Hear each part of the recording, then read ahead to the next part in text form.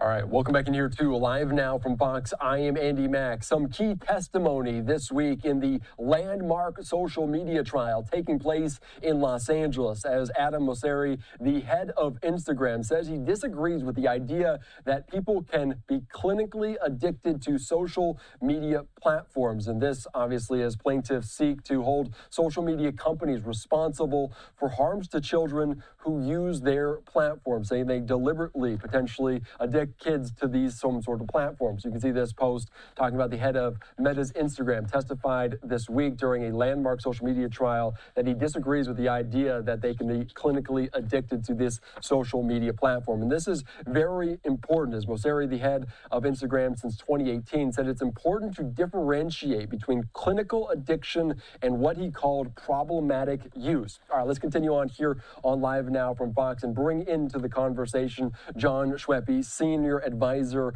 at the American Principles Project, former Trump advisor. I appreciate your time here. And of course, this is a major trial, not only implications here, but far beyond. Is this the last best chance to have lawmakers hopefully have the opportunity to regulate social media?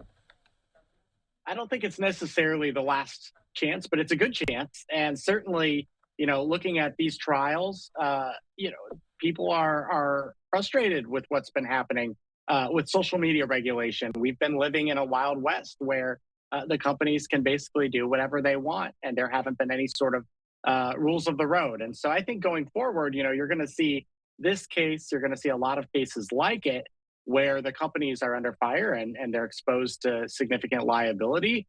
And so we're going to get to a point where lawmakers and maybe even the companies themselves are saying, hey, let's go ahead and have some regulation. Let's go ahead and do age verification and do some common sense things to protect kids online. Yeah, this is just one trial with an individual that goes by the pseudonym KGM. And depending on the outcome of this trial, does it even matter in terms of that, in your eyes, if there should be regulation down the road, even if it goes one way or another? No, I think we should be looking regardless of the trial. This is an interesting trial because the theory here is addiction. And I think that's a challenging theory to prove, and we'll see how the court goes on it. But some of these other, issues that have come up, especially when we're talking about kids accessing obscene content online, parents not having any sort of oversight into how their kids are using their smartphones or what apps they're downloading. And then, of course, with the growth of AI, I think there's some real questions as to, what the rules should be for these tech companies. And again, to this point, it's really been kind of up to them. You've seen kind of these parental controls maybe emanating from the companies. But the reality is when you put that on the parent and say, hey, figure out the tech, you're going to be smarter than your kid on tech.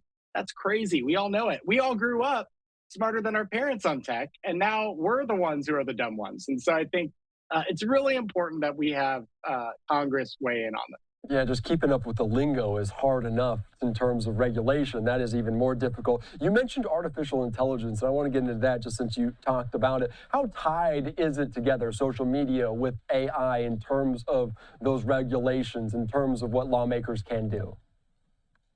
Well, I think AI is the next generation of this. We're almost to a point, and we've kind of realized that, right? The Facebook product is more of a product of yesteryear at this point. I think older folks like myself like to use it still to keep up with friends and families, but the younger generation is on to Instagram and TikTok and some of these ephemeral messaging apps. And so, we have to recognize that. And with AI comes this whole new set of regulatory challenges. And the question of, some of this is easy, right? If we're talking about obscene content, that's not protected by the First Amendment. If we're talking about improper conduct by the companies, that's not necessarily protected by the First Amendment. But some of these, chatbot stories we've heard about, it's close, right? And so we're going to have lawmakers figure out what they can do, what they can't do, and give the companies some guidelines, because I think they're not going to police themselves.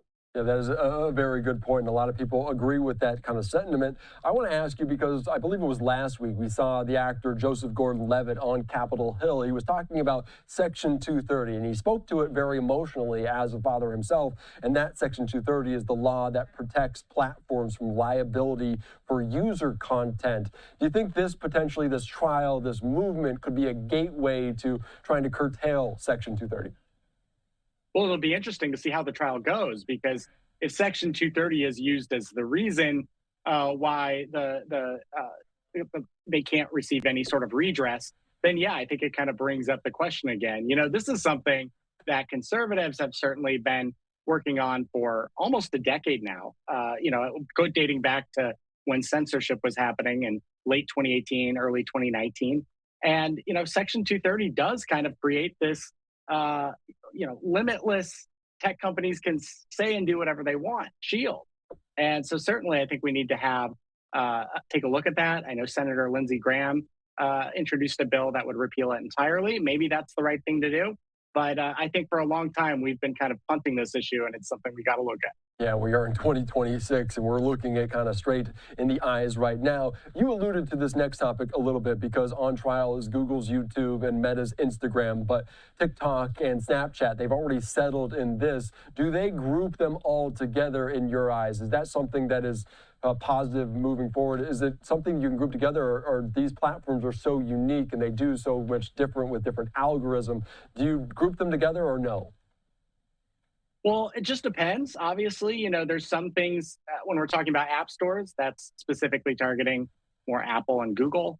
When we're talking about websites, we're talking about everybody. But I will say this, I think the rules of the road with protecting kids has to apply across the board, because the reality is our kids are going to figure out how to get around this stuff. And so if you only apply it, let's say, to social media companies, but they know they can talk to others and even to adults through Roblox or through RuneScape or any of these games, then of course that's a problem. And so I think what we want to do is have sort of law. Obviously, that is happening. House Energy and Commerce Committee has been considering a suite of bills on kid safety for months now, and I think that's something they're looking to act on. But yeah, it's got to be something that applies across the board, or else it probably won't work very well.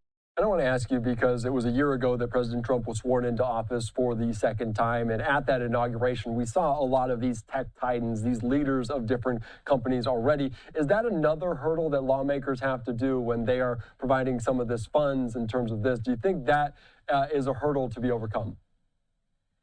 Well, we know the tech companies have a lot of power. But I will say this, President Trump has been tough on the tech companies. I think, there's something to be said for bringing the CEOs in and, kind of letting them know, hey, I'm the president and I can determine things. But if you look across the board at antitrust cases and certainly the administration's posture towards the companies with protecting kids, there hasn't been any sort of letdown. And so I think, going forward, we recognize when we're dealing with Congress and passing laws that the various companies have a lot of influence. That's something we got to work through. But, as these issues become more prominent in the minds of voters, and certainly you're seeing that right now, we're going to have to act, and Republicans got to act. Yeah, and obviously act very quickly, potentially. And this trial could last until March. And you mentioned this being kind of the wild, wild west of social media. In terms of advice to parents, whether legislation happens, reform happens or not, what's the advice to parents out there about some of these social media platforms that they say is just a problematic use, not clinical addiction? What's the advice to moms and dads out there? It's really tough. I think a lot of people try to oversimplify it and say, parents just need to parent harder. Obviously, it's really tough. I have 5 kids, so I know it. And, I think the best thing you can do is to continue to have an open dialogue with your kids and do everything in your power to know what they're doing online. The reality is there's all these stories out there. I've heard several myself anecdotally where a kid who is doing nothing wrong suddenly finds himself talking to a predator or something like that. And we have to safeguard our kids. And so ultimately, we hope that the government will step in and create those rules. But in the meantime, parents just have to be on the lookout for it and just, talk to your kids about their internet usage. Make sure they're they're not doing anything that might be unfortunate. Yeah, doing the best you can to kind of do what you can in those moments. John, thank you so much for your time. Any parting words, anything else that we missed before I let you go? Well, I'll just tell you guys, I also think age verification is a big solution here. Polls at 83% with the American people. You know, Congress is really looking at this. This is the first year I think we've had a real chance of getting it done. So I would just say, you know, call your member of Congress, tell them, hey, age verification makes sense. We want to make sure that kids are protected from this type of content. Yeah, obviously Australia already kind of moving through with that. We'll see if the United States could follow suit very soon. John Schweppe, thank you so much. I appreciate your time, your insight here on Live Now. Thanks for having me.